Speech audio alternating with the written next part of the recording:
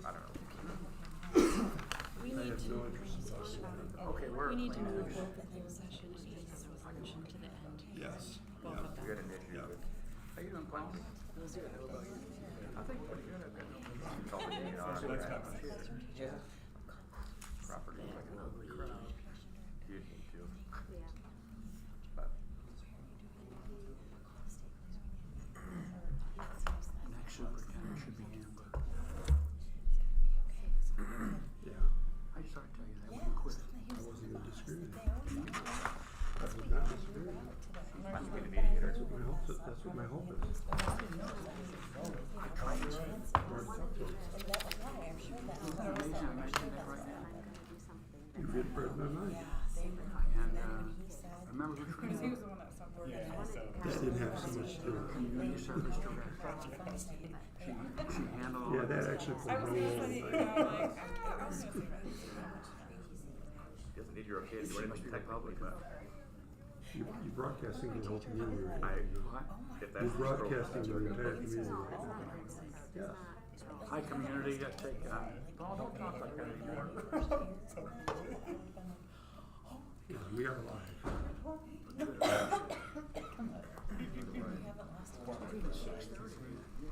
Me. Finally me, I'm down to the pair of contacts in my eyes. That one. So I All right, I'm gonna bring the meeting to order, please, and if you'd stand for the Pledge of Allegiance.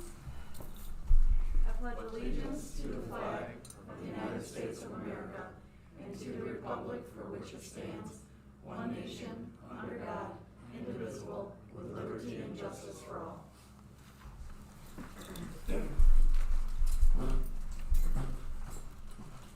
Welcome to the Union City Community Schools Board meeting. Our meeting agenda is available for you to follow. The expectation for our board meeting is to follow this agenda closely. We operate under the Open Meetings Act and utilize Robert's Rules of Order to govern our discussion and decision-making process. There is an opportunity for public comment during our set agenda. We welcome the public to express their opinions during this time of our agenda. If there are questions about the agenda or the board meeting process, please seek out one of the board members for clarification. Do we have any addition or deletions of items to the agenda? There was at least talk about moving the public comment to last. Not public Yes. comment, but the special, what do Closed we call it? session, Closed yes. session. I actually had a note on that. I would like a motion to move closed session and the resolution. They are action item G and H to after board roundtable. I make that motion. Support. Discussion? All those in favor, please signify by saying aye. Aye. All those opposed, the same. Motion carries. We'll be moving action items G and H to after board roundtable to allow those that would like to go and not be part of the closed session, wait for it, to go. All right, consent agenda. I will entertain a motion to approve the consent agenda. Let's do it, Drew. Support. Discussion? Seeing none, all those in favor please signify by saying aye. Aye. All those opposed the same. Motion carries. Correspondence. Do we have any correspondence this evening? Great. Move on to comments from the audience on agenda items.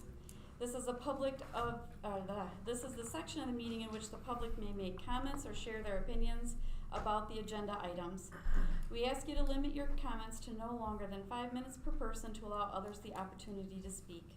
This is an opportunity for the board to listen to your concerns. It is not board practice to act on the concerns voiced during this meeting to allow for the board to do further research. Do we have any public comments this evening? Seeing none, we'll move on to our presentation. Glenn Knopfsinger will present information on the Hot Lunch program. Would you be able to turn that on for me so I can present? Is that Sure. remote right there? Is there another way to do it? I don't have it.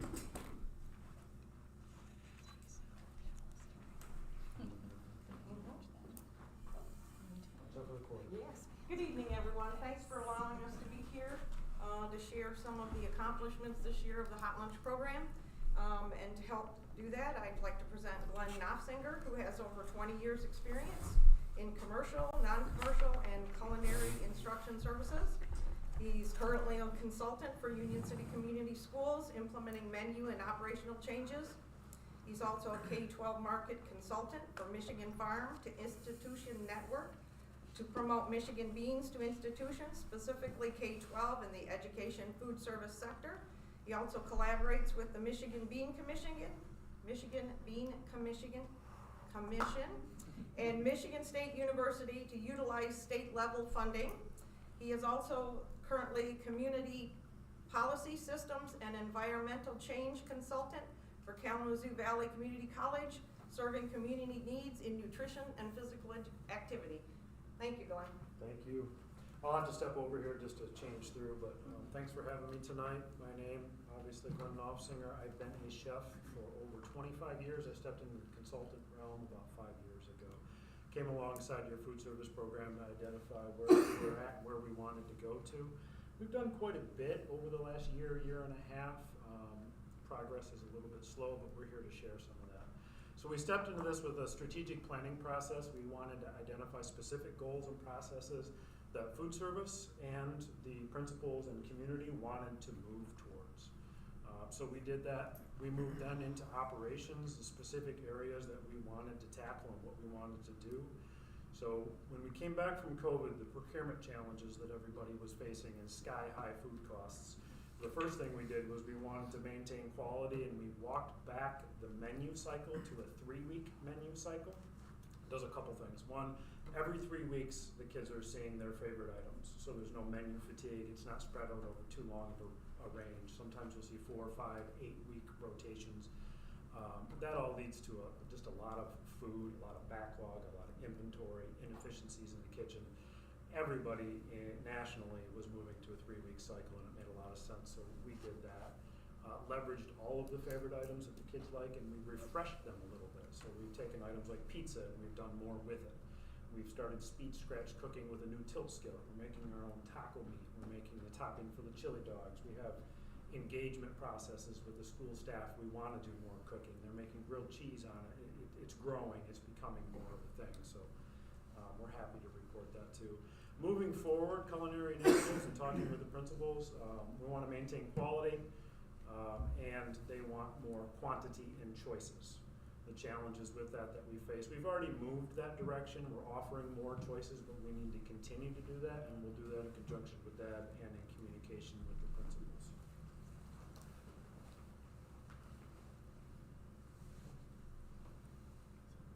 So we've tracked everything in a financial report. This is like a 13-page document, but you all have access to this if you want to see it. We have all of your numbers for the last 2 years. Currently, food and labor are both tracking at 44% of revenue. The industry target is 40, so that shows you that labor's up a little, food's up a little, and we're doing lots to manage that and keep that as low as it is. Meals per labor hour is a metric of how efficient your kitchens are producing. 18 is about the top range for a blended facility like this that does some heat and serve with also some scratch. So they're very effective. They're pushing out a lot of food. They're doing a good job. Your average daily participation, that third line on down, is 45% for breakfast and 70% for lunch. That's a new high for you guys. You have more kids taking part in the food program than you have in the last few years. The one way to increase breakfast would have to be additional programming like second chance breakfast or breakfast in the classroom or breakfast on the bus or some of these other models that you see. So that's the one way we could bolster breakfast numbers. Otherwise, 45% is a fairly good number. Overall, you're trending towards a break-even point. The last month that we entered, February has not been entered yet, but you're at about a negative $16,000 for the year, with 12,000 and change coming in from the USDA commodities program. They're bolstering the cost of food, basically. And you've got a few profitable months ahead of you. So having said that, I think you're used to a fun balance, making money, having money to invest. You're trending fairly close to break even right now. And that link in my report can give you the full report, and I'm happy to answer any questions you have on any of these. Next slide. So the culinary side of this, the big launch was we have fruit and vegetable bars in 2 buildings, and the 3rd is coming. It's supposed to be delivered here soon. I would think maybe the 2nd week in April it could be put together and launched. These are made to match the menu. So on a burger day, it's a build-a-burger day. So it includes things like lettuce, tomato, onions, pickles, so on and so forth. On a taco day, it's a build-a-taco bar. You can take a taco and you can jazz it up with sour cream, salsa, all kinds of fun stuff. We didn't have that previous to the start of this year, so it's in 2 locations and the 3rd is about to start. The 3rd took a little bit more time. The elementary schools have a requirement. They have to be shorter, so it's a safety hazard. But a brand new one will be on the way. We went through a company to get the signage on the top. On the right-hand side of that shelf, that's called a flavor station. The one at the high school has even more stuff in it. This is the one for the middle school. There's shakers, there's Parmesan cheese on pasta day. There's all these kind of fun things that they can jazz up their food with. And then the little Klingons, the signs that tell them what each item is. That's a new launch or a new relaunch this year. The kids have gone crazy. We've heard lots of fun stories about pickles and different things that they like. So the cycle menu I touched on will continue. We're looking at next year right now. The request comes in for programming and your menu software. So we want to engage each of the buildings, each of the communities, maybe have a small focus group of students, gain their feedback from this year, the menu items that they do like, as we go towards writing menus that will go into your software company, and then by the time you come back from summer, it will be live. So if that makes sense. Additional choices, the one thing we keep hearing back, the challenge with that is obviously running out of an item. Offer 2, 3, 4, 5 different items. How do you guess the numbers on all of them and not throw away a bunch of food? So we're in the process of having some conversations and the best way to do that. And then the speed scratch that I talked about, where we're actually cooking in the kitchen. The first day we did it was great. People were walking by and saying, "What does that smell? What are you doing? It smells great." So that's kind of fun to be a part of. That's my presentation. Any questions? How are we doing as far as have enough food for everyone? Doing okay with that, or Yeah. is it like there's always something of a option available? It's not like Always. food's I've run never out. seen out of food. Everybody's always had food as long as I've been here. The one time that it looks like you might run out is a lead choice that they've cooked for the numbers plus 10% over for the day, and then you can still get hit and run out of a piece of pizza or 2 at the end, and there's always something else. Always. Great. Anything Any else? other questions? Well, if you do dive into the report, or you have further questions, or you want anything else, please let me know. I'm here. When would you let them know about wellness that we? Oh, yeah. Sorry, I almost forgot about the Wellness Committee. So we relaunched the Wellness Committee this year. It was on hiatus from COVID. You guys are on a review cycle, your every 3-year review cycle. You may have a waiver and not have to do it again this year. But we've met all the MDE requirements. We tied into, let me escape out of this, I can show you the module that we used. So the Healthy Schools Action Tools is a module that's online. We went through, reformed the Wellness Committee, answered the district level assessment, met the required number of times, identified through assessment what we wanted to work on, chose some items, can show progress. You're good to go if you get reviewed. Moving forward, one thing that we've struggled with is recruitment. Getting a representative from every building, a couple of representatives from the community, some student representatives, maybe on a rotational basis. We've kind of been a core of 5 or 6 people that have been doing the work, but we'd really like to see it launch into more.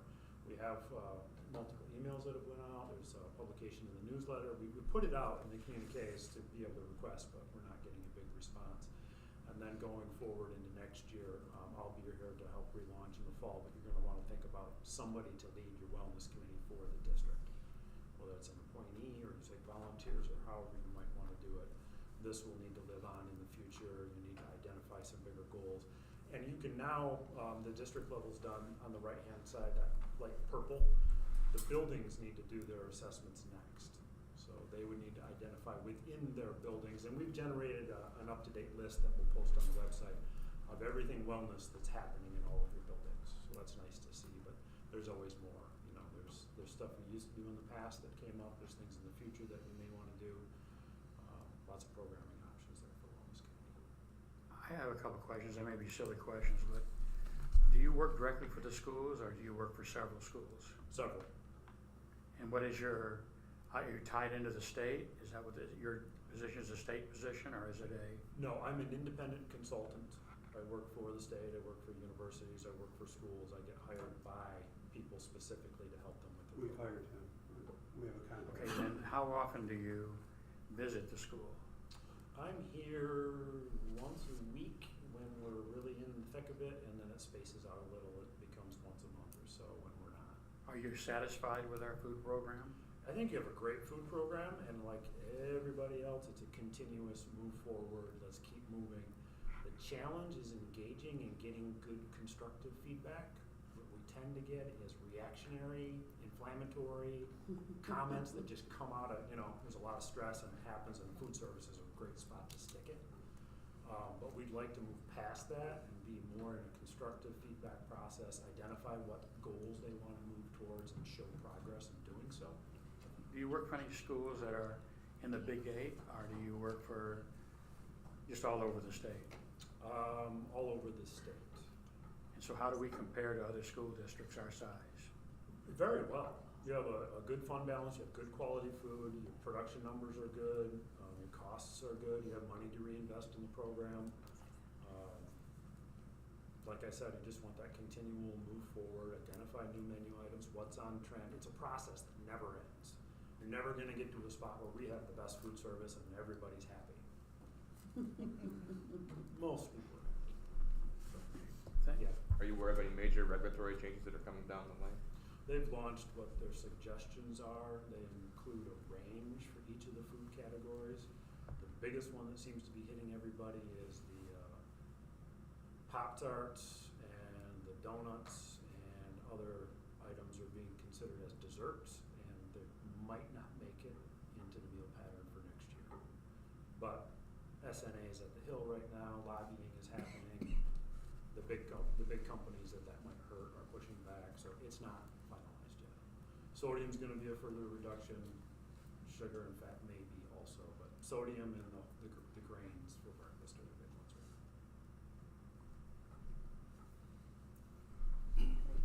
Any other questions? Thank you very much. Okay, thank you. Thank you very much, and You're thank you, welcome. Deb. I know you guys have all been working hard down there, so thank you Thank you. very, very much. Great job. All right, we're going to move on to our action items. Board action is required to approve financials for the month ending February 28th, 2023, and I would entertain a motion for the same. So moved. Is there a second? I'll Support. support it. Give it to him. Okay. Discussion. All those, did I say that too fast? No. Discussion? Okay. I'm not gonna say anything. Okay, just checking. All those in favor, please signify by saying aye. Aye. All those opposed, the same. Motion carries. Retirement. Nicole Hammond, high school science teacher, retiring effective June 30th, 2023. She has been employed with Union City Community Schools for 26 years. I would entertain a motion to accept that retirement. I'd make that motion. Support. Discussion. It's amazing to me that people that I had in school and taught are now retiring, and I'm still 48 years old. And I had her in school and taught her, so. It was the same thing. Don't get isn't any it? ideas right now, okay? Obviously, And she will be greatly missed. She will She will absolutely be be. missed. Any other discussion? appreciate the dedication and the commitment for the number of years she did. All right, all those in favor, please signify by saying aye. Aye. All those opposed, the same. Motion is carried. Move on to retirement for Robin Braben, elementary head cook, retiring effective May 31st, 2023, and she has been employed with Union City Community Schools for 16 years. I will entertain a motion to accept that retirement. So moved. Support. Discussion? Again, thank you. So that's a long time to be in that role. It goes unappreciated for a long time, I'm sure. So Yes. let her know that we appreciate her. All those in favor, please signify by saying aye. Aye. Aye. All those opposed, the same. Motion carries. We'll move on to the retirement for Sherry Faulkner. middle school teacher retiring effective June 30th, 2023. And she has been employed with Union City Community Schools for 32 years. I will entertain a motion to accept that retirement. I don't want to. You can always I'll make the motion. vote against it. I'll make the motion. All right. Support. Jamie and I both tried to deny it, didn't we? I told her it was the worst idea ever that she could come up with when she handed me the letter, and then we cried together. I would agree, she's another one that I taught in school. My wife worked side by side with her in the middle school, and she was an outstanding student, an outstanding teacher, and she'll be sorely missed by our school system. Yep. I had her for her first year teaching. You had her the first year? Yep. Yeah. She's my teacher. So, and you said you're 48, I'm not that, so I'm only 20. You know, this, again, sometimes this again shows as we talk about retirements and how good teachers are, where those that are self-grown that become teachers are dedicated and they stay until they retire. So both Nikki and Sherry are homegrown, went through our school system and taught through our school system. Yep. And they'll be sorely missed. All those in favor, please signify by saying aye. Aye. Aye. All those opposed, the same. The motion carries. We'll move down now to coaching hire recommendations. Haley Denny, Athletic Director, recommends hiring of returning coaches and new hires as presented in the attached document. I would entertain a motion for the same. So moved. Support. Discussion? Concerned about our principal across the road, that she thinks she can do it.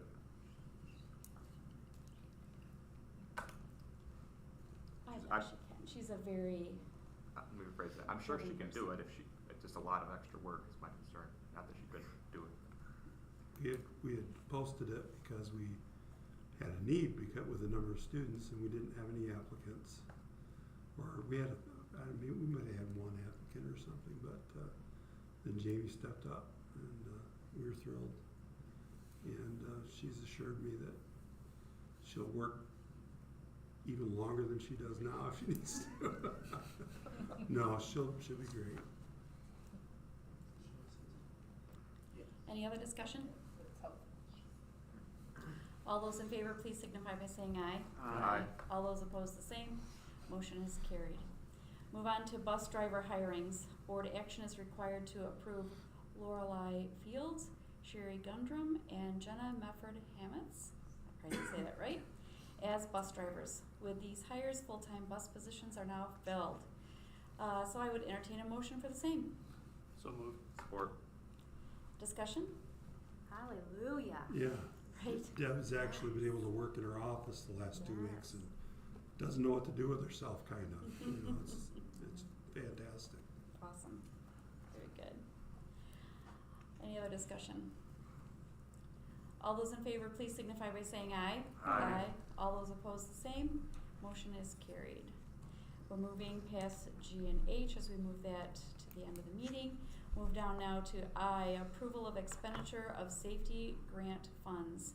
Board action is required to accept the quote from Moss in the amount of $136,364.24. And that updates the public address system. I would entertain a motion for the same. So moved. I'll support it. Discussion? A lot of money. It is a lot of money, but remember, it's grant funds, it's the safety grant. As you recall, we had hoped to build vestibules, but the additional funds that would have been required from our district proved to be too much. So we looked for alternatives, and the principals and I met, and and Sarah and others, and we came up with two priorities. One is adjustments to the camera system, which we've already submitted the order for that, and that is being done. That was about $16,000. So, and then the second thing that we discussed was the fact that our PA system does not work in hallways and in large rooms very well, because the old wires in our buildings cannot seem to handle the digital, our transition to digital signals that have to be amplified through an amplifier. So what this does is it allows us to place digital speakers that will be run over the network in all over the hallways, in all the larger rooms in the district, this library, all the media centers, the cafeterias, the gyms, they will be in the field house as well.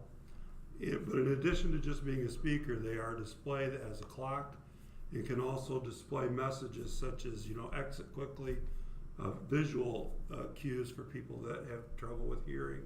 So it adds that capability to help make our buildings safer. So everyone will be able to hear when there's an important announcement and visually see what's going on at the same time. Plus, all of our clocks in the hallways will all be synchronized now. Huge. We just need to add in the classrooms to get those in sync, because right now they're all over the place, as you know, by this clock. So it'll be helpful in that regard. All the clocks we have now will be taken down and replaced with these. Well, all the hallway ones, yes. This does not cover anything in the classrooms, but in the halls and large rooms. The other thing I want to say about this is that after we worked with them to come up with what we wanted, we did seek other proposals, other quotes. We posted it on the state website. I looked online for different vendors, sent emails out. I got a couple of phone calls.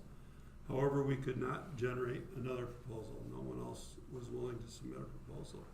But we did our best to seek other bids on this project. Good. Any other discussion? How much is left in our safety grant after this? It's gone. This will actually goes over the $150,000 amount by about $2,000. The money had to be spent by the end of June, or else we would lose it. So. Any other discussion? Seeing none, all those in favor please signify by saying aye. Aye. All those opposed the same, and that motion carries. Move on to J, contract non-extensions resolution. In order to make revisions to the contracts of 5 administrators, which includes James Owens, Grant Hutchins, Haley Denny, Patrick McCare, and Sarah Lesson, it's necessary to pass a resolution that the board is considering non-renewal of a contract due to need for contract revision, not performance. I will entertain a motion for the same. So moved. Second. Discussion. So, can I have Yes, a minute to please do. explain Yes, this? I think that's important. Thank you. Yes, the 5 people mentioned in this motion have an older clause in their contract that requires that they be notified in March if by resolution if it's possible that their contract would not be renewed, and then there's a 30-day window in which they could speak to the board, and then a vote would have to be taken in April for their contract to not be extended. And the newer contracts that we've had that were reviewed by the attorney that the principals have do not have that language in it. In order for us to get them on a newer updated contract, we needed to take this process today, because if we didn't act this month, that would automatically extend their contract for another year, and we'd already be past being able to make a change to it. Does that make sense? Yes. So we're trying to keep that clause from kicking in and giving them that extension so that we can put together a newer contract that we will bring in April. The hope is, our attorney has told me that we'll be able to have language at which you will just have to approve the new contract in April. However, it may end up being possible that we might have to vote down their old contract and then vote on their new contract in April. I'm still waiting to get communication from her on the language she's going to talk about that will simply make the transition to the new contract. I've had one-on-one meetings with all of the people involved to explain that to them, and they're all okay with it and they understand it. It's important to reflect in there that it's not performance related. I don't want anything to show up for anybody if somebody was going through down their record and saying, wait a minute, I want it to be clear, it has nothing to do with performance. Okay, it's simply a contractual thing that we're dealing with. So, Logistically speaking, a non-extension is the same thing as postponing the extension. I mean, there's doesn't matter how we word it, it's all the same basically, right? In terms of, is there a better way to say it that doesn't sound so cutting, I guess? well, yeah, I wish. Okay. I mean, the language that's there is based off of what is in their actual contract, which says that there has to be a resolution that states exactly that. That's written into their contract, what it has to say. And all this is just notifying them that they might not be extended next month, which won't happen. Okay, so we're gonna come up with a revised language and have it all taken care of for next month. Okay? Any other discussion or questions? Kelly, will you call the roll, please? Gauchi, Here. Mears, Yes. Mathis, Yes. Labar, Yes. Arlt, Yes. Herman. Yes. Thank you. We're now going to move on to discussion items. First one is bus purchase and electric buses. Please take that away, Chris. Okay, so you do have in your agenda, I sent out, it was today, however, when I included those, the quotes we got from, that we have on the bus bids. As you recall, the quote we'd gotten from Midwestern was quite higher than previously. It was only 2 years ago that you bought buses and paid $89,000 a piece for them. Mm-hmm. And then we paid, refresh my memory, Sarah, a year ago, what was the amount we paid? 100 and, 189 for two. so 90, About 95 for a piece? Well, the bid this January came in at $126 per bus from Midwest. And Hookstra and Holland were in like $115, $118. So all of the bids were significantly more than we expected. But Midwest, who we had traditionally purchased from, was, a full almost $30,000 more. So we were taking some time to try to look at Hookstra and Holland, make some contacts with districts that use them, find out about their buses, compare things. And as that time went along, it got to be around the 1st of March. We had gotten proposals from Hookstra and Holland. Well, after the 1st of March, they all changed their bids again, and the prices went up yet again. And the price for Midwest went up from 126 to 143,000. Holy smokes. And the price for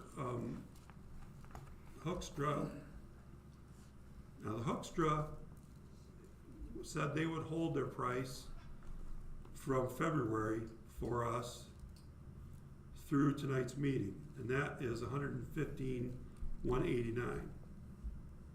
Holland, however, would not. And if I misspeak on any of this, Sarah, you let me know, okay?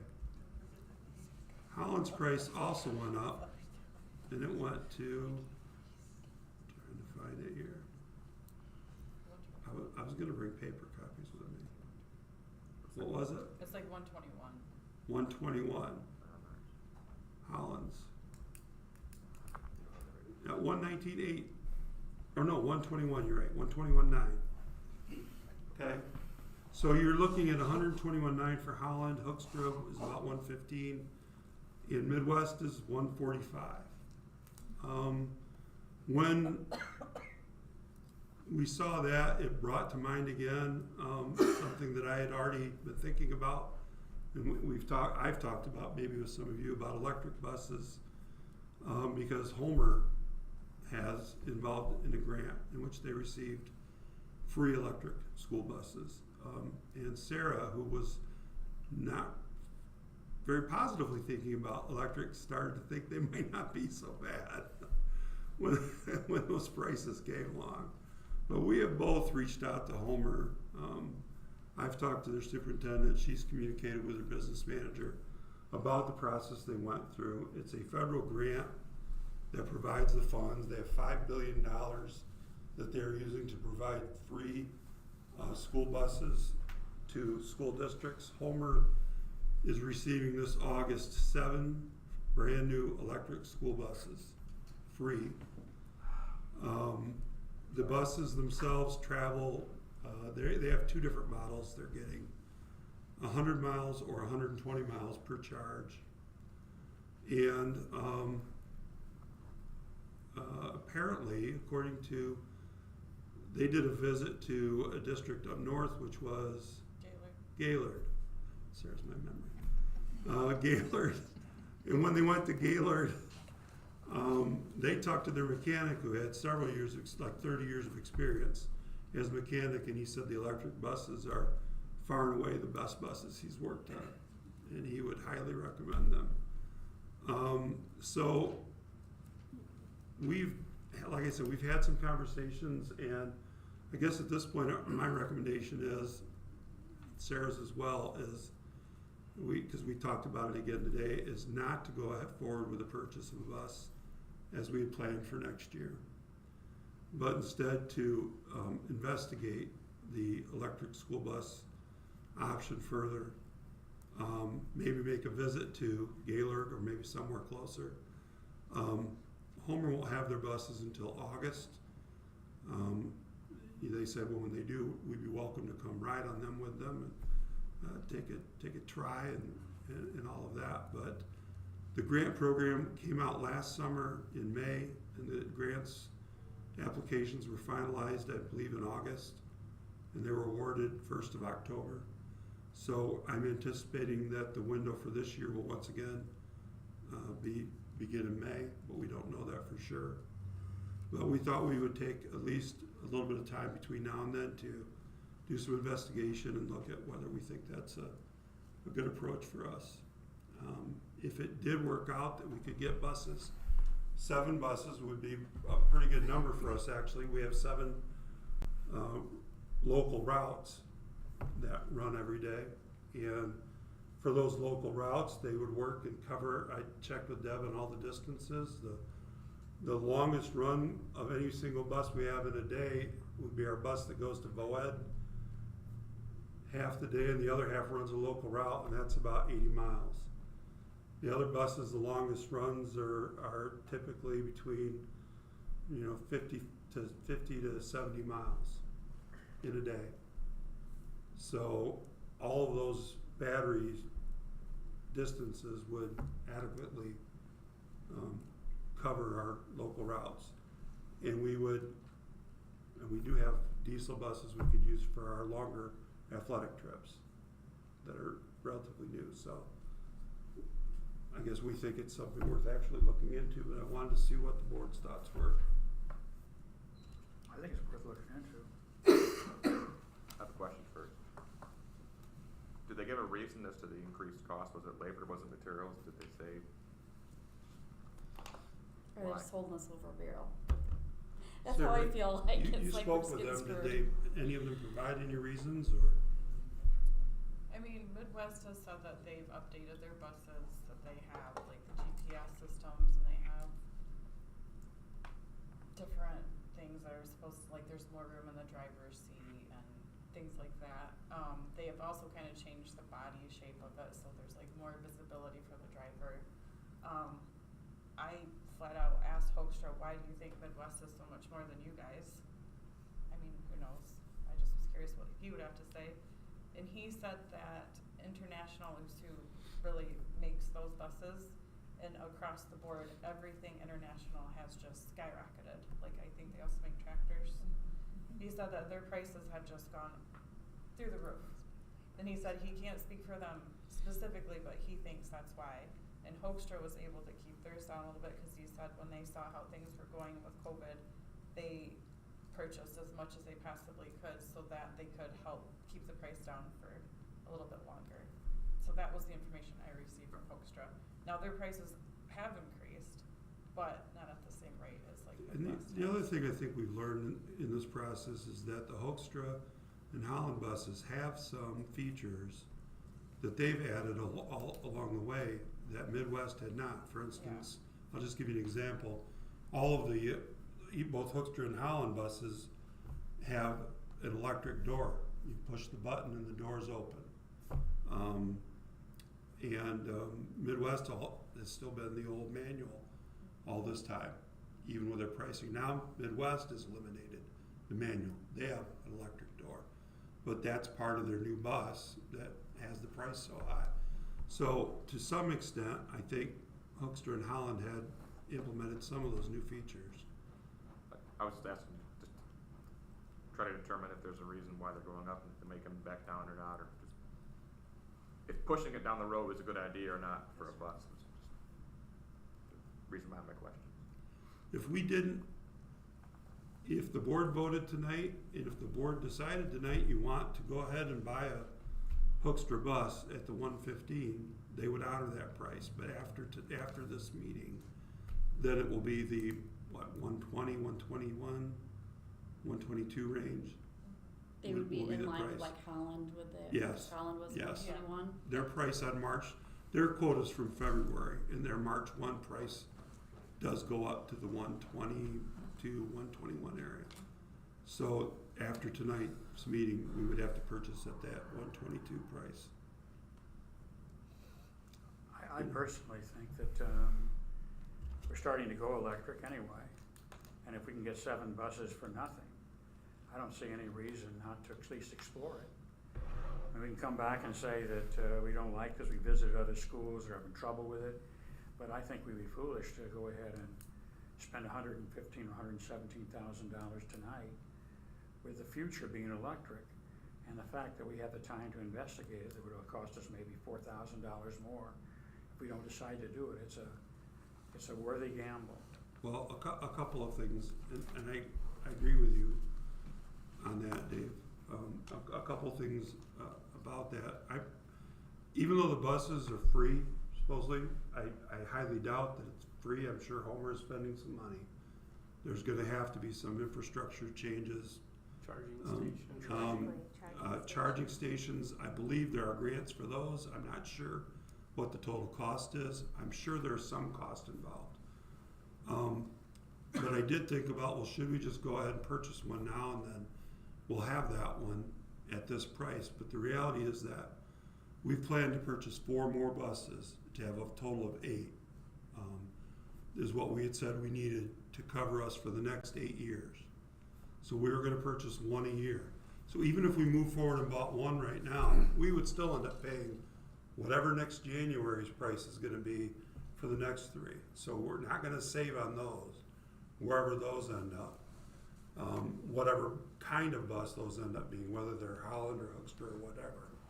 So the question really comes down to is, do you move forward with 1 bus right now when you may find yourself, if the electric pans out, looks like a good decision, something to do, we would have this 5th bus that we really at that point probably didn't need. Or do we wait a year and go ahead, because we had even talked before about skipping a year, Darren, when we talked about the buses. Do we wait a year to buy whatever the bus is next if we decide, no, electric is definitely out for us, we're not going to do it. Now we're going to look at what is the price and go forward. If we make the decision in 2 months and their price hasn't changed, and we don't know if it'll change over the next 2 months, we could always go and buy it at the 122 or whatever. So we were looking at, it's a lot of money to spend on something we might not actually need. But if we investigate electric buses, we'll have a total price that the electric buses would cost us compared to what it would cost to buy a gas bus. If we decide to buy a bus now, that's all out. Well, you could sell that bus. But you're not gonna be able to sell it for the same amount that. No, but if buses go up $10,000 a year, we'd park it, we could get our money back. Vehicle prices are. You hope. You could. The one caveat about that I would say is that we're one of the few people that still buys 66 passenger buses instead of 77. Most places have 77 passenger buses. And we've had the 66 because of the size of our bus garage down there. Our local facility that we have will only accommodate the 66. 77 won't fit. So what, did they give you the numbers? I mean, when you talked to them about the numbers that buy the 77, or maybe that was Deb Frey that I was talking to about that. How much it costs for? About the fact that they don't normally sell the Oh, 66. yeah, that's very uncommon. Yeah, That's not the normal size at all for schools to have, yeah. so So- it makes us unique. Do we know how much this would cost to charge a bus every day, or a fleet of buses? I do not know the exact cost of the electricity, but I'm told that it's, in my initial just checking this out, it's that it's about 1/4, roughly, your overall output for fuel costs, for energy costs, is about 1/4 of what it is with the diesel. I just wonder how long those batteries would last. What is the age of the batteries? And I'll tell you, the electric buses are very expensive. I mean, the electric buses are $250,000. Now, but here's the thing, if we get a grant and we buy an electric bus and we use it for the 8 years, 10 years, whatever the life of it's supposed to be, and the batteries wear out and we have to replace them, well then we've got 8, 10 years for free and we can decide what to buy next at that point. We wouldn't have to necessarily replace them with electric. We could decide at that point, that's nice, oh, there aren't any more grants available, we have no way to fund this, diesel's cheaper, we're gonna go ahead and go back to diesel. So we can make a decision at that point what we're gonna do. Do we know that the grant will be available for this coming year? It's a 5-year program, $5 billion. They do a limited amount each year because they just can't make and produce all that many buses. Electric buses are kind of a new thing and they're ramping up and so my understanding is it's going to be available every year for 5 years. Again, it's the federal government, so. So that 100-mile range, would that just be, that's wintertime range, with the heat on and everything? These are factors and things that we need Okay. to talk about and learn, I think the bottom line. Gaylord, I'm sure they can tell me if Right, how right. long they last. I think the bottom line is when the government subsidizes that much, it's gonna be hard for us to not justify looking at it. Right. Regardless of even the cost to put things in. If it's a free That's what $100,000 bus, I agree. it's hard to, now whether or not we like electric is a different discussion, but I worry that we waste $5,000 by waiting and we don't get a grant, because the likelihood of the grant, there's no way to know what that is, what our chances are. So we are in they have a list of who are in the, they call it critical. It's categorized by whether you are in a rural area and or whether you're in a poverty area. And they put out a list of all the school districts in each state that would be in their highest priority. And we are one of the districts listed in the highest priority for grant funding. Homer was also listed. And actually their numbers, their listings were the same as ours across the board. Would the bus garage, we had talked that we would be contracting that out. Are they able to work on electric buses? How we get them serviced is another issue we will have to ask a lot of questions about. We've done a preliminary investigating, asked some basic calls. We had basic phone calls, but we have a lot more work to do before we would make a decision to go this way. So you're asking me all the questions Right, I know. and I'm giving you the best answer I That's have right okay. now, but they're not great answers right I now. don't see any reason if it's $118,000 against $5,000 that we at least don't investigate this and see where we stand, with the future being that we're going electric. There's a big push at the federal level because of the environment and also other areas where people are starting to buy more and more electric cars and vehicles. And if we're buying for 8 to 10 years, I think it's worth at least the investigation to answer these questions and then come back and decide what we're gonna do. It looks very promising if Homer went with it. Yeah, we're gonna investigate it, we're gonna get more information. I guess the issue came back as, do we go ahead to buy a bus now? And, I didn't put it on as an action item because, that's not my recommendation, but if the board wanted to buy a bus now, We could put it as an action item. you could do that, you could make that an action item. I don't wanna do that. I wanna have all the facts before I vote on buying a bus for $115,000. So we can buy one in 2 months for 120. So it's I'm risking $5,000, but I think it's worth it.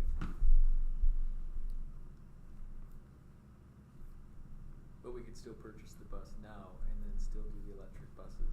Right. Good. That'd be my proposal, but I would say get the bus. I wanna investigate this first with 7 buses. I guess part of the reason I also didn't make that my recommendation is we have Midwest buses now. Oh, you switch it. And this would be buying Hookstra, and then if we did do electric, then we would have 3 different types instead of 2. And so I thought, if it was just a question of buying another Midwest, and then maybe doing the electric, I might. But they're all international buses. They're all the same. they're not Oh, international. they're not, okay. So They're not international buses. Hoekstra's not international. Hookstra's not international. They're all, And they we all- also did discuss the fact that whether we could wait a year before we bought a bus. What is That was one our, of the things we talked about. what's the age of our oldest bus right now? We actually have a 2010 that runs the road regularly right now, but that's basically out of that driver's choice, and we had a couple issues with some 2016s, but we will have 2012s. If you ask our top 8 buses, which is what we think our fleet should be, is 8 solid buses, they would all be 2012 or newer. But then we do have a 2010 that we still use fairly So the regularly. 12s they had issues with. Yeah, they've had some issues with the So the 12s. 10 was a pretty good one. The 10 is like a rock solid bus. I guess that's best buses. It's the best bus they've ever had, apparently. To hear everybody talk about it, it's just, but we have 4 buses that are 22 and 23. We have 2 2016 buses. So our 6 buses go from 2016 to newer. And then we have, I believe, 2 2012 buses.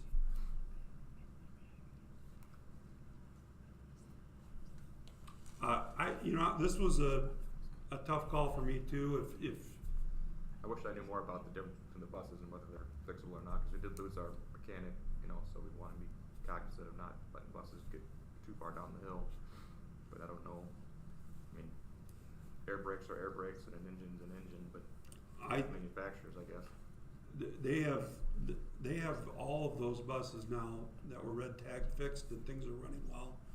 And to my understanding that our top 9 buses are all in pretty good working order right now. And we'll be able to maintain them. I'm not aware of any major problems coming up with any of them. What is the cost of a gently used newer bus? If it's an international.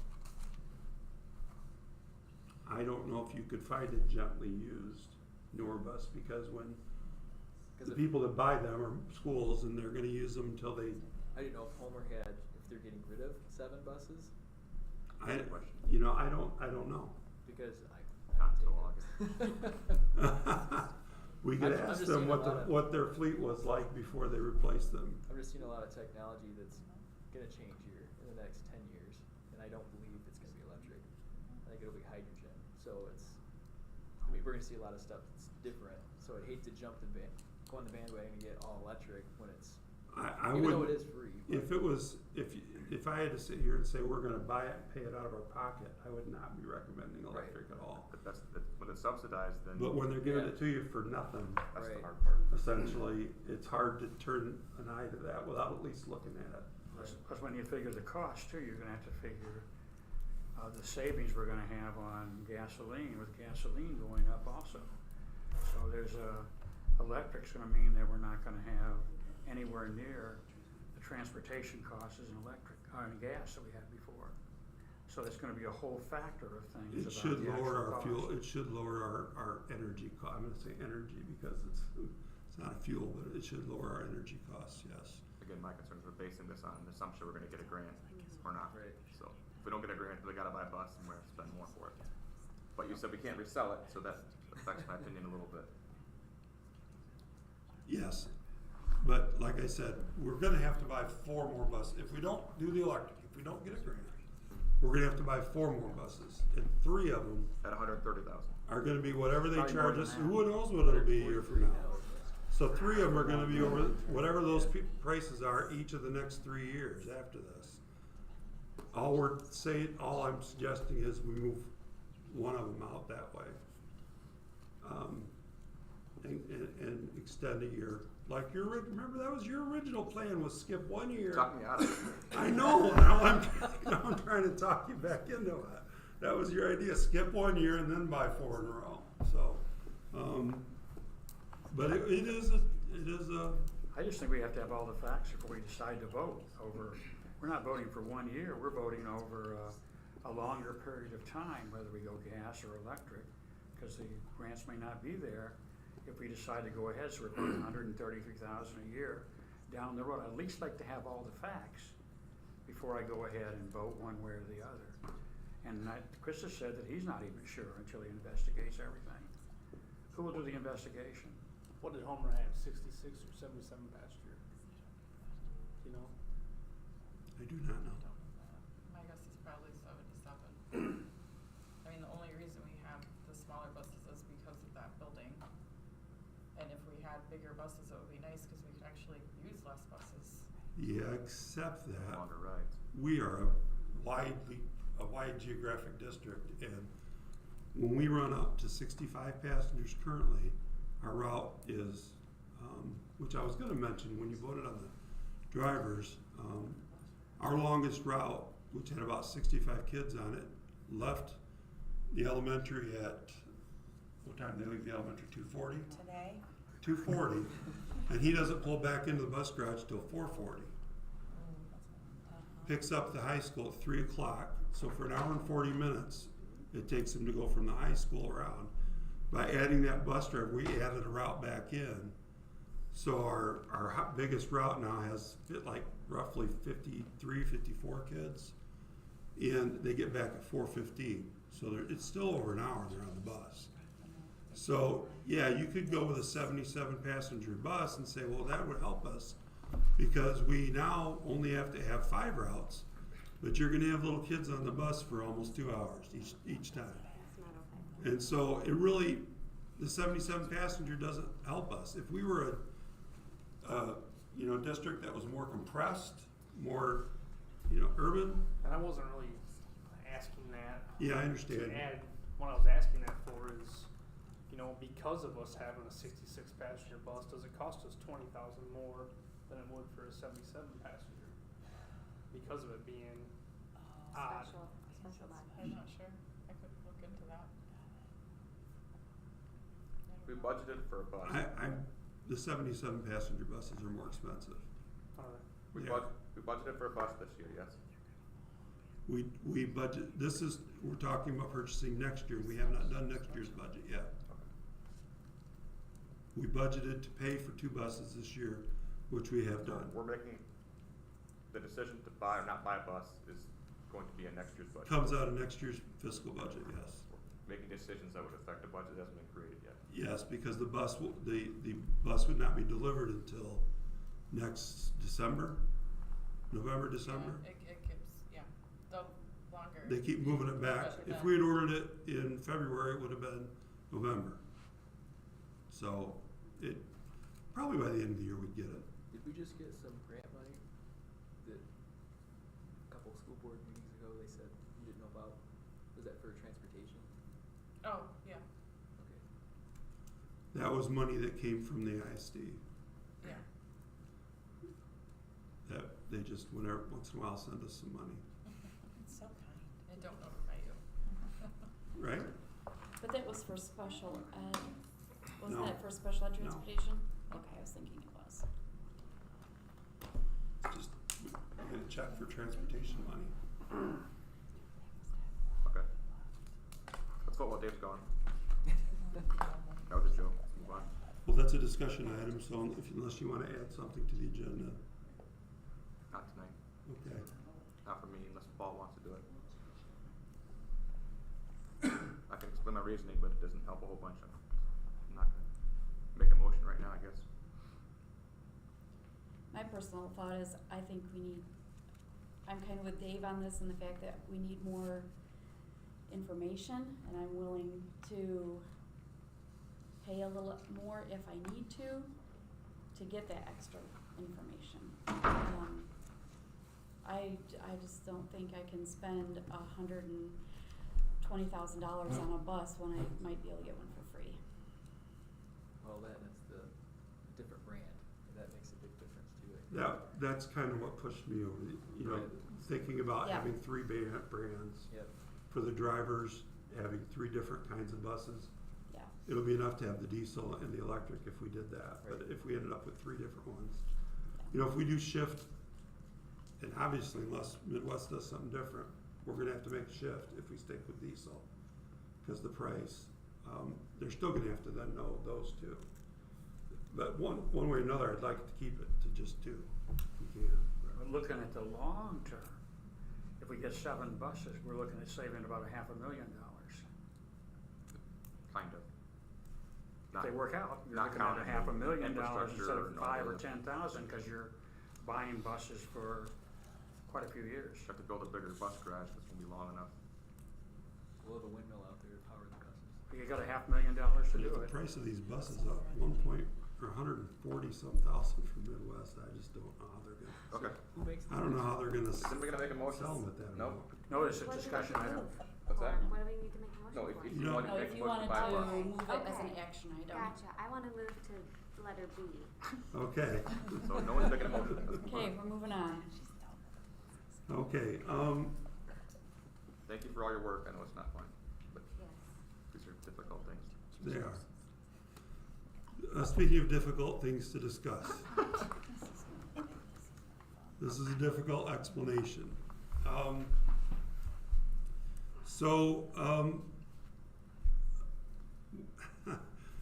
As we have 2 sinking fund millages currently. One was voted for 1 mill, which expires next year. So we a couple of years ago in 2021, the community passed sinking fund of 3 mills as a renewal to the previous 4 mill sinking fund. And when they passed that renewal of 3 mills, that gave us a total of 4 mills for last year, 4 mills this year, 2022, and 4 mills for next year. Our attorney from Troon, who handles our elections, contacted Sarah and I 2 weeks ago, sent an email suggesting that we consider now start to think about whether we wanted to extend the 1 mill sinking fund that expires next year.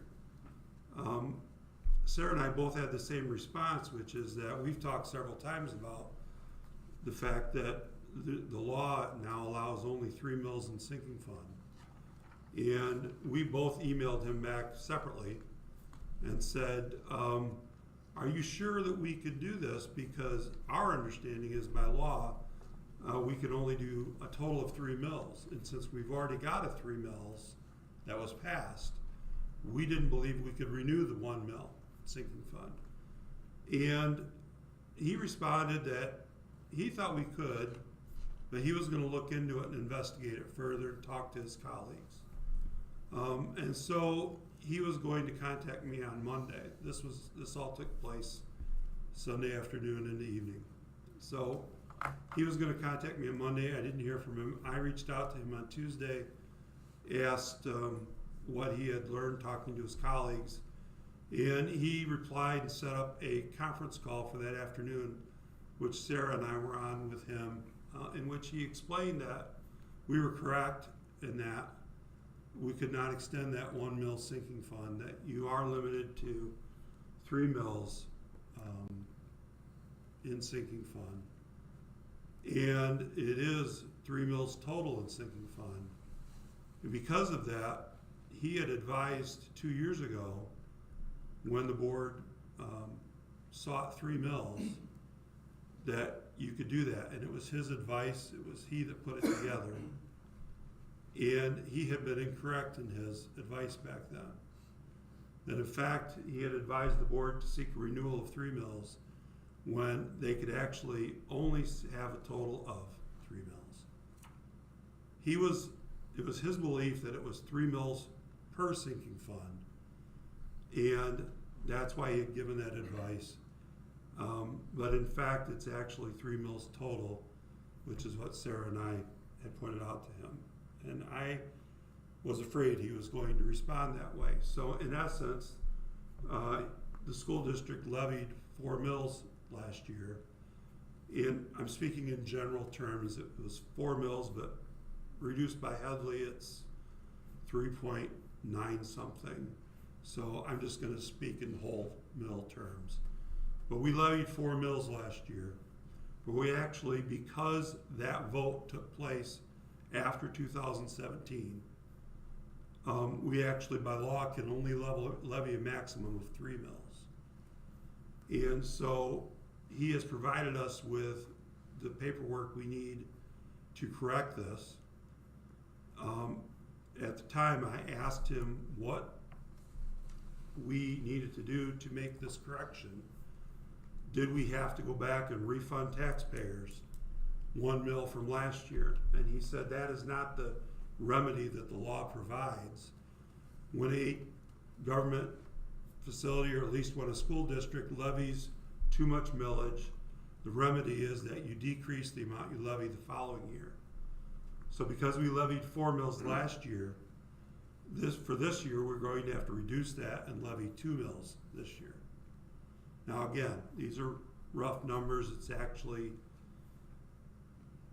3.9 something we levied, and the amount we will be able to levy is slightly over 2. It's 2.0 something or other. So we've got the exact numbers. And then next year, we will be able to levy only the 3 mills. That is the total. So in effect, when it was brought to the board to vote 2 years ago, in 2021, on the 3 mills, it should not have been. It should have only been 2 mills. So we discussed that with the finance committee. Obviously, their attorney apologized profusely several times over.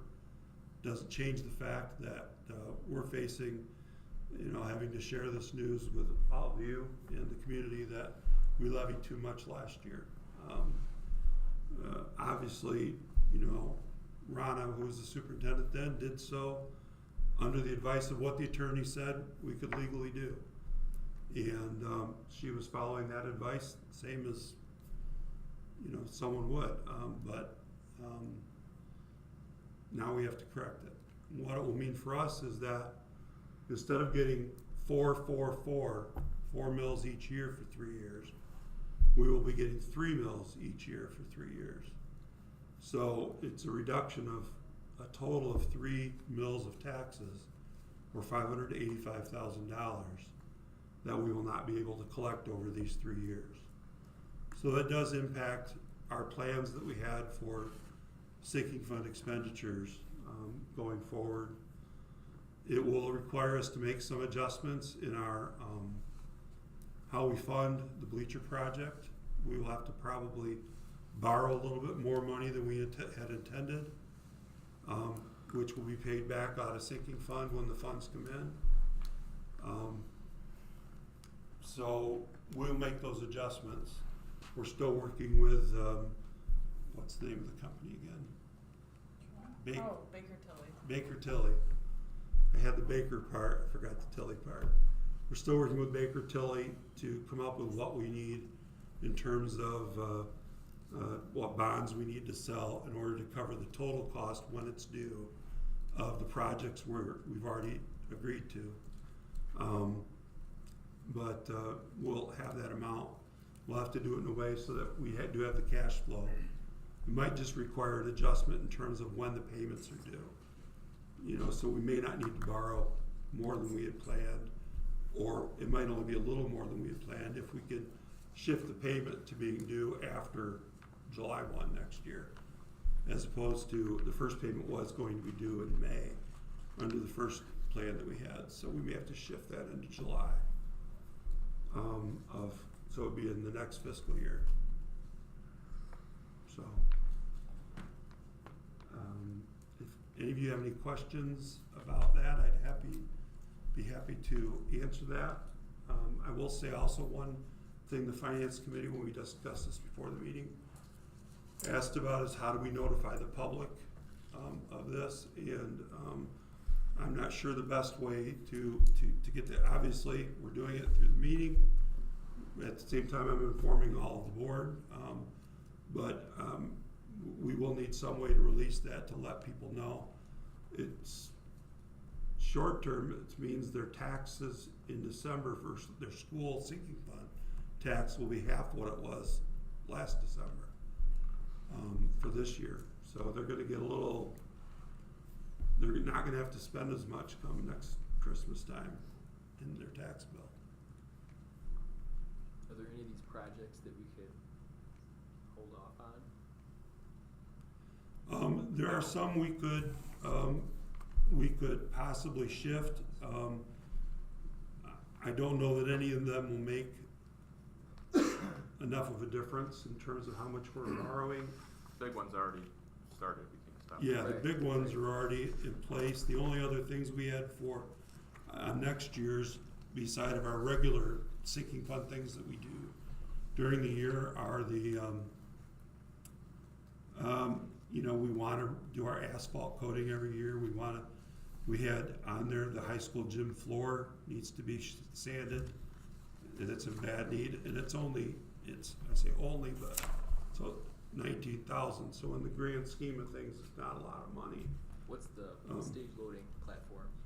That is something we could put off. It's that, if you know notice behind the stage, there's a platform made out of brick, cement on the top. Oh, yep. It's our loading platform, so vehicles can Disintegrating. back up, and it's disintegrating, that.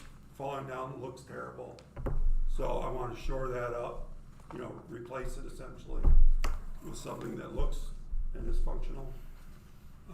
So there aren't large items there, nothing that would make, I mean, we're looking at whether we borrow 1.5 million or 1.8 million, it's get those kind of numbers. Yeah. So there's nothing that will make a huge difference there. So we'll have more information on that we can decide. That is all stuff we can decide. You know, we'll decide in the next, probably have it in April, don't you That's the think? thing, you see the asphalt coating and stuff, we kind of have to do that, you know? We haven't been doing that regular, and that's one of the things we want to start doing, is Yeah. making sure we do that every summer. Yep. Rotate buildings so that we don't end up with, you know, things that are falling apart. So, Couple of quick things from the Finance Committee, because I was part of it. One, we were not happy with the lawyer, and we made it very clear that that's his job to know that, and Right. we're disappointed that was not communicated to us. Secondly, just something that brought up too, in terms of discussions with the public, you know, they still approve that amount to be paid anyway, so they're actually paying less taxes over the 3-year term anyway, so it's not like they should be upset that we, you know, overcharged the first year because we charged what they voted for. Yeah. So I wouldn't worry about that so much. We have a problem with the money, that's an issue, but it's different than, I don't think there should be a huge outcry from overcharge when it was what they approved to begin with. Yep. I am glad that we caught it now, not 2 years from now when you don't have to pay back or, you know, adjust it then. That would not be, we're only 1 year in that was done mistakenly. So, but it is still something that, you know, the lawyer, you know, the attorney should not make those mistakes. So if we get the electric school buses, it'll kind of. This is my 5,000 right there.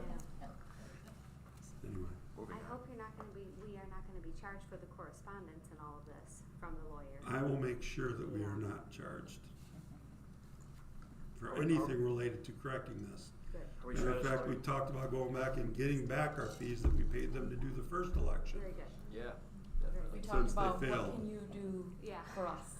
Since over they this. failed to advise us properly 2 years ago. Yes.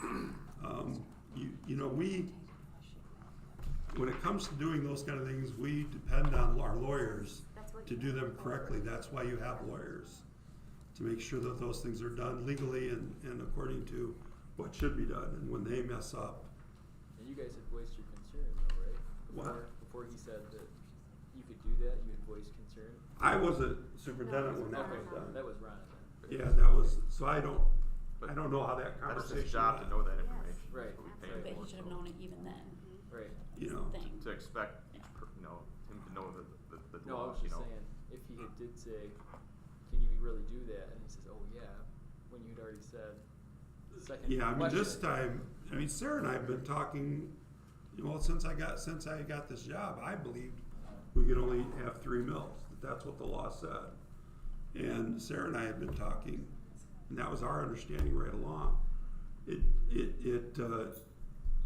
When he said that, and we got thinking about it, it was like, yeah, I wonder when that law went into effect. If it went into effect before or after, the 3 mills was voted for.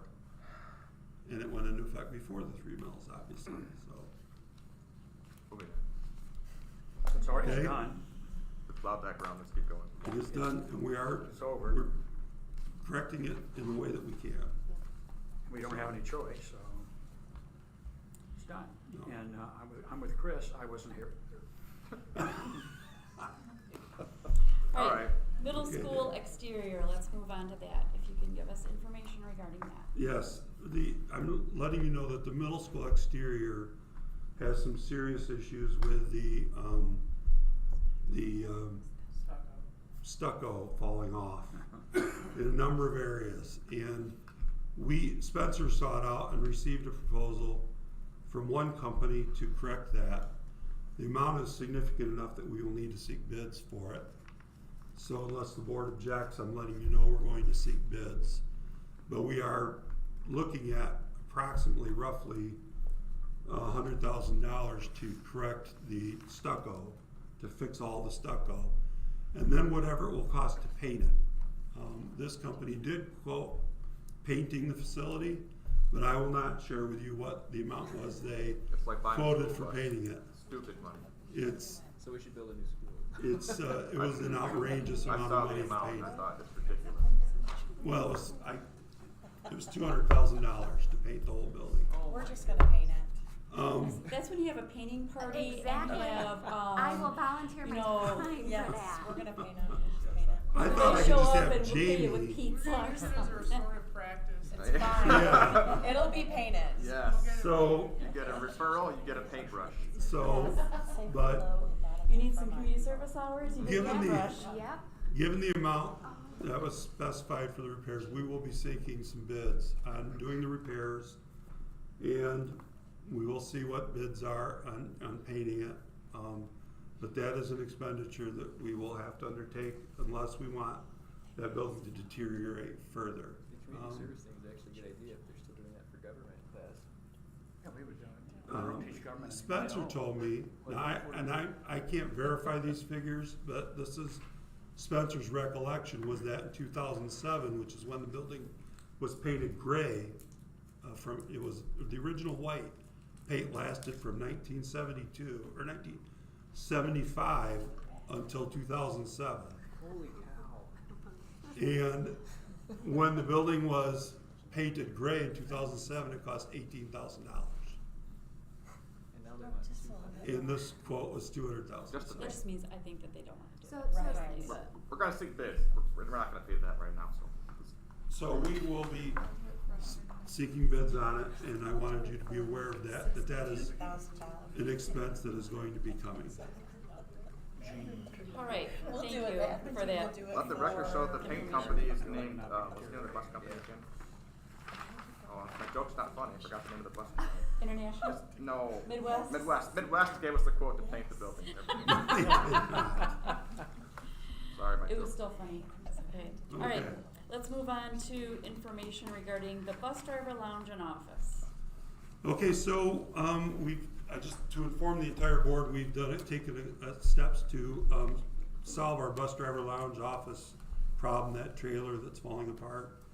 I met with the building and site committee, a couple weeks ago, and they agreed with me, and we've moved ahead. Spencer and, Andy, thank you, my name people. Spencer and Andy, they give me my names when I can't get stuck. Spencer and Andy are going to build inside the bus garage a area for a lounge with a bathroom and office for Deb. And they can do this, materials and all, and get the trailer hauled away for $20,000. Spencer has priced all the materials out, and they're prepared to do the work. So that's going to be one of the projects they're going to work on when they don't have anything else they have to work on to get that taken care of. And that will move that inside and solve that problem, and we'll have the trailer hauled away. Sounds like a pretty good deal. That's what I thought. The next one, that high school HVAC controls. If you weren't mad before, it's gonna be bad now. I've been mad a lot lately. Frustrated. So, I wasn't gonna go into all that, I was just gonna share the good part of it. Share the good part. Skip me being angry. Go ahead. Okay. We have Spencer working with, we had a repair person come, put him in touch with a company out of Kalamazoo AirTech that can provide a new controller to install in our high school that will work with our existing HVAC units.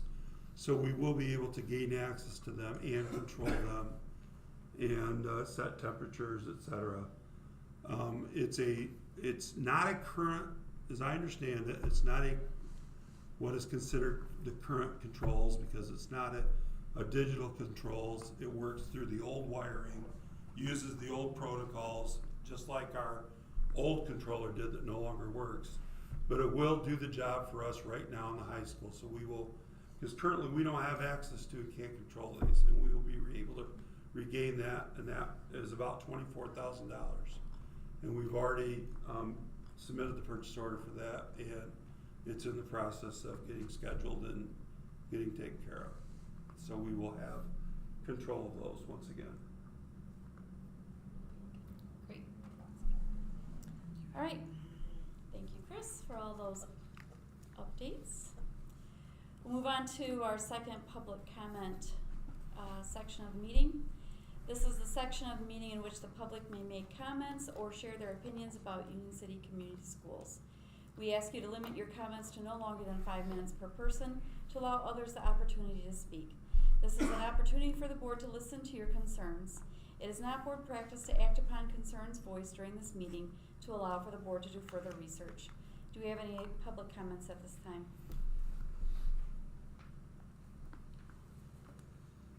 Tay Goodwin, parent of 3, and just after hearing the discussion about the attorney, as a taxpayer, I would probably be looking at firing them and finding a new attorney. Because all of us live in the real world where we have to do our jobs and you're expected to do your job correctly. That seems like an egregious thing to do. I'm not sure if I would be forgiven that. I'd probably just say, sorry about your luck, you're going to find a new attorney. That'd be my vote as a taxpayer. Do we have any other public comments this evening? I just wanted to apologize to you guys. At the beginning of the meeting, I was out in the hallway talking to a track member of mine, and sometimes I forget that, I know I talk fast, but sometimes I forget to talk loud, so I know you guys could probably overhear me and so forth, and didn't mean to interrupt your beginning of your board meeting, so just apologize for that. I didn't realize that. You guys doing a great job. Thank you.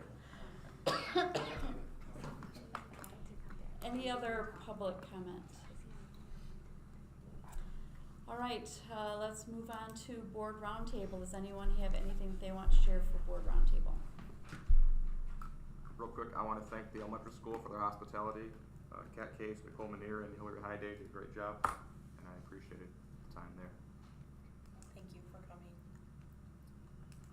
They're working hard. Anything else this evening for board roundtable? I will say this, the staff plays a mean game of floor hockey down there too. Yes, 28-4.